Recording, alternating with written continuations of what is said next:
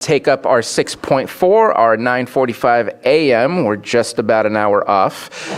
Consideration of resolution adopting the Lake County Hazard Mitigation Plan for the County of Lake. And Sheriff Howe, please come on up.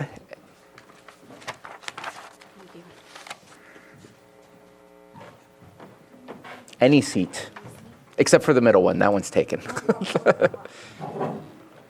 Then you have the controls. Good morning, Board. I'm Lake County Sheriff Rob Howe. If I can interrupt you to make sure you have the microphone near you, or else Sam's going to look at me saying something's not right. Is that better? That's probably better. All right. Is it on? Yes. Okay. I'm Lake County Sheriff Rob Howe. Good morning. Thank you for your time on this Friday special meeting. We're here before you for the Hazard Mitigation Plan presentation. And we do have a presentation, Johanna, I think that needs to be popped up. It should be on the attachments. Yeah, hold on. Thank you. Meanwhile, I'd like to introduce and thank our OES manager, Leah Sautelay, for the work that her and her team have done on this plan. And with that, I'll be turning it over to her for the presentation of this plan. You got the easy part. Not fair. Good morning, Board. Leah Sautelay, Lake County Sheriff's OES manager. While we wait for this, I could talk about this for the next 3 hours if you wanted to, and I'm sure you don't want me to. So with this presentation, I can keep it pretty short. I'm just going to go over briefly what hazard mitigation is, what the plan update entails, and then what's different in this plan to the 2018 plan. While we're waiting, Madam CAO, our 10 a.m. 8.1. Should I have paused for the 10 a.m.? And did I mess up? We'll move forward. Okay, we are moving forward. Let's reconnect on that after this item. I believe you said 6.4 though. I did. All right, here we go. All right, and I can control it with this too, or? No, you're gonna have to tell Johanna to go to the next page. Okay. All right, so we're here today to request that the board approve and adopt the FEMA-approved hazard mitigation plan update. The plan itself, it forms the foundation for communities' long-term strategy to reduce disaster-related losses. So briefly, because mitigation can be kind of a convoluted word sometimes and kind of make people stop listening, it's really simple. It's just natural hazards like flood, fire, and earthquake cannot be prevented, but the impacts can be reduced, and that's what the mitigation does. So our plan was last updated and improved by FEMA in July of 2018. And next slide, yep. And so this is a requirement of the Federal Disaster Mitigation Act, and they expire every 5 years. Updating the plan maintains eligibility for certain funding programs, and we can go to the next one. And the planning process is one of those processes that's very simple, but also not simple. There's 4 steps to it. Organizing resources, assessing risks, developing the plan, and then implementing and monitoring it. Each of these steps has a few things that they need to do to accomplish in between them. If you want to go back, that would be fine. We can go back a slide. There we Thank go. you. So the first part is assessing community support. We did that for this process by way of a community survey. We built the planning team. We actually came to the board last September of 2022 and requested an approval for a planning committee that included the 2 cities, tribal representative, and 5 representatives from each supervisorial district that were public members. So really thank everybody that participated in that process. We planned for the public engagement and then moved into the whole update process. This includes identifying hazards that could impact the county, deciding which of those would have the greatest impact and why, profiling all the assets of the county, which include people and facilities and everything in between, and then estimating the losses for each of those hazards. We document everything along the way so that it can be developed and written, make goals and objectives, and then look at the previous mitigation action strategy and come up with what should stay, and then also in working with each department, plan a new action list that are actions that the county or other partners could take to mitigate the hazards. Finally, that brings us to adoption, implementation, and evaluation, and that's detailed in the plan, but that's also why we're here today. So we can go to the next one. So this has been, like I said, September 22. We did a press release, we set up a web page, and then we planned our social media outreach. Between October and May of 2023, we completed the survey. We met multiple times with county departments, formed a working group that was mostly county departments and some of our other stakeholders. National Weather Service comes to mind. Formed the planning committee, held planning committee meetings, and then also held public information sessions. We really wanted to make sure that the public was invited and incorporated into this whole process. And we took 4 meetings or sessions around the lake and then held one virtually so that we could really encourage anybody's participation. We also are really happy to work with the libraries and set up basically stations, so anyone that doesn't do the tech thing could walk in and participate in this whole process. And as each month went by and material was developed, we took it to the libraries and added it to this to the binder. So we can go to the next slide. This shows our social media, and then also you can see the library stations, so there's a binder there. I guess it's fuzzy from here, but this, just a quick overview of everything that we put out multiple ways, and definitely on our social media. We can go to the next. So that brings us to this plan update. The key changes for 2023 to 2018 is we went from over 900 pages to 172. And that really was our focus for the planning committee. And my hope for the whole project too was just to really make this a document that we can use and that can function. And Not intimidate. yeah. And before, if you would open it up, if you want to know something about wildfire, you actually had 2 different sections, hundreds of pages apart to refer to. So we just really wanted to make sure that anybody could open it and really follow the story and get the information. So for that, the hazard profiles are complete. We added tree mortality as a standalone hazard. It had been previously mentioned as a secondary hazard, and we integrated climate change throughout the whole plan. I did just want to say real quick, I'm almost done, so like I said, I won't take up too much of your time. But each of the hazard profiles includes an overview of what the hazard is, the location and extent that it would impact the county, when it's happened previously, the probability that it'll happen again, impacts from climate change, secondary hazards, and then the exposure and vulnerability within the county. So next slide. May 26th, 2023, we submitted this plan to Cal OES for review, their revisions and approval. That process took a minute for various reasons, and September 22nd of this year, they were complete with their process and sent it to FEMA. So FEMA notified us on November 17th that they've approved our plan pending formal adoption by the board, and that brings us to why we're here today. Awesome. This is just page 2 of the plan. It's thanking our planning committee and detailing the working group. Really thankful for everybody there. And then the last page should just be some resources. Let's see. Yeah. This whole process can be reviewed at lakesheriff.com/about/OES/HMP. So that's it from me. Thank you. Thank you very much. Are there any questions, comments? Supervisor Green.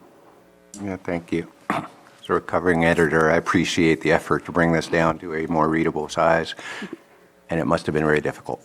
So I appreciate that. But given our last discussion, turning to page 109 and 110, which discusses the risks posed by dams within Lake County, a question about the table at the top toward the right of the legend. There's a mention of an EAP. I don't know if that's an emergency action plan. But I also want to highlight on 110 that Scott Dam is currently categorized as a high-risk dam, along with 8 other high-risk dams within Lake County that are not proposed for removal. But I also heard in the last item that classification may have changed based on the recent permanent lowering of the gates. So I assume this was imported from past iterations. Was there any additional investigation conducted for this year's plan about the actual state of, is this accurate as it pertains to Scott Dam to the best of your knowledge? You actually bring up a great point that I failed to mention. So this process is typically done with the assistance of a consultant, and that brings a lot of professional skills to the whole process. We were unable to do that this time because we did not have time to apply for the grant, obtain the grant funding, and then move forward. So what we decided to do was put the whole process together in-house between September, because the plan was expiring in July. So that does mean that some information is pulled forward from the 2018 plan, and we relied heavily on other departments that provide that expertise. Without looking at that specifically, for dams, there was not an extensive update of that information that would say maybe reflect anything in the last few months. Other than that, it is current.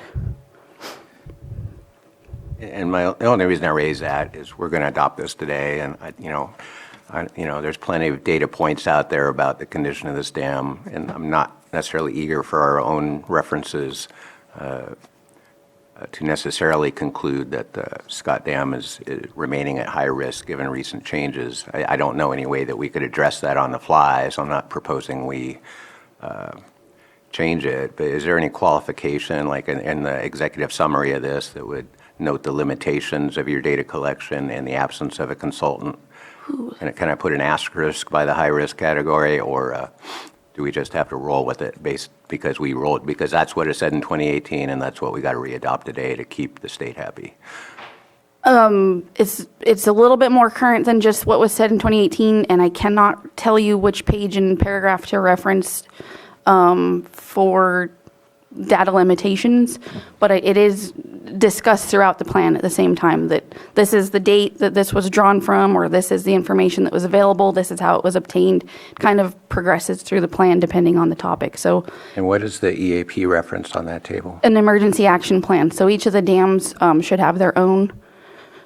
Okay. And I could also add to that we were focusing as a planning committee on natural hazards, which just the dam itself is not a natural hazard, but the state requires that it go into this plan. So it's kind of a funny nuance there. Thank you. So the way that I read it is, sorry, I'm going to kind of use CAL FIRE's language here. We're looking at the hazard, not the risk. So I feel like the dam section is just, if the dam goes down, what hazards does it potentially create? Not, is there a risk of the dam failing? That's not the way that I read it. And so I'm kind of bringing in the CAL FIRE hazard severity map and that whole conversation of this is not about risk. So I feel like because it says hazard classification, that it's more of, are you holding 200 acre feet? Are you holding 10,000 acre feet? And what is the hazard of all of this water potentially suddenly being unleashed if that was the case? Maybe I'm incorrect, but that's the way that I read it. I just wanted to make a quick comment. It's nothing that needs to be done today. A couple comments. One, I know that you will be working interjurisdictionally on the next one. It just makes sense since all of these events do not stop at any specific jurisdiction. I do know that you plan on working with the cities. Just wondering if the tribes will be involved in those same conversations to ensure we get all of their asset lists and to make sure that we are looking at their impacts as well as the impacts of the unincorporated county and cities. Definitely. So it's just easier to mention when we say that we're going to move towards a multi-jurisdictional plan that we're talking county and 2 cities, but it's definitely the tribes, that's an open conversation, other special districts, so definitely an opportunity there. Okay. And then I see here that we're looking at how climate change is exacerbating the issue of the hazards, but what I think we could maybe use, as long as grant funding can be assisted by this new information, is how the issues we're dealing with create and exacerbate climate change issues. For example, when we had snow, all I could hear was like a helicopter, but it was just everyone's generator that was turned on. What does that do by putting out more CO2 into the air to exacerbate climate change. When we have large fires and the amount of smoke that goes into our atmosphere, the tree mortality, it's known that when trees are dead and just laying around and decaying, that there's more carbon dioxide being put out in the atmosphere. If that's helpful to us to help deal with the hazard, I'd love to see some language added in to not just the impact of climate change, but the impact to climate change as well. Because if it opens up some dollars so that we can do better mitigations, then I think that that would be a benefit as well. And I believe we can do amendments if that's needed. Obviously, I'm not going to ask you to do something that's unnecessary, but if we find that there's a good reason to put that in there because it benefits us, then I'd love to see that as an amendment, or at least in the next version that comes out. So those are my only comments. I do appreciate the 900 pages going down to 172. It makes it palatable and easy to go through, especially if we were looking for information on, I want to do this type of work. What is it exactly that's available for me to describe on my grant that is on this document? So thank you very much for that. Supervisor Crandall? Just lastly, I really appreciate seeing the levies, enunciated in this. I know we're going to do anything with risk, but I just know that that's one of our challenges, especially in regard to Upper Lake with the levee system there. And so having that intact, I'm not sure how the last one looked, but can give us an opportunity to get some funding aside from what we have as it is. So thanks again. Supervisor Green? Yeah, and I just want to clarify, because, yeah, definitely with the fire maps, we've had to use our vocabulary of hazard versus risk very carefully. But I did want to turn to page 116 of this as well and note that whether it's a dam hazard or not, there is population at risk. And I do see in the narrative that in the Scott Dam inundation area, there may be 521 residents, but the table 22 depicting those figures just under that paragraph shows no population would be at risk of inundation for Scott. So I just want to highlight that inconsistency and say if we could approve as amended and the final document could be fixed somehow, that would be nice. I'll let staff speak, but I don't know if there's a reason why those numbers are different, and I'd rather not just plug in some numbers just because it feels right, rather than it makes sense for that.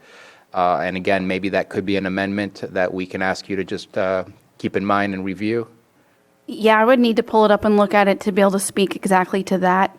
But the update process needs to be ongoing and continuous. It's not accurate or not correct to wait 5 years to look at it again. So, and it's part of the implementation plan that's detailed in there, at least annually, but more anytime it's needed. We're looking at this, and we should be looking at it, and not just in my office, but across the whole county. So if that, for your point earlier, and for that point, definitely, this is not it's not a done document that we don't look at again. So is there consensus we could look at that table? Because I'm pretty sure there's a mistake there. Yeah, like. Yeah, Look at just for you to look at it and come back with it if there's anything incorrect that needs to be amended and changed. But at this moment in time, today's not that day. Okay, yeah. Is that what you were? No, today's not that Yes, day. Chair, We need I was further gonna mention information that. and clarification, because again, if there's a purpose, well, no, we know the hydrology tells us it will not impact the residents because of how it's going to flow. That could be one of the reasons that the number is different. So I don't want to make those types of assumptions, and make sure that you continue to do the work that you did in order to get us what we have in front of us. With nothing further, let's open it up for the public. Anybody from the public wish to speak on this item? We seem to have scared everyone over to Lake Pillsbury. Anybody online on Zoom? No hands in Zoom. All right, then I will bring it back to the board for a resolution. I offer the resolution. Resolution has been offered. Could we get a roll call, please? All right. Supervisor Crandall, Yes. Supervisor Green, Aye. and Supervisor Sabatier. Aye. Thank you. Thank you for all your work. Thank you. Thank you.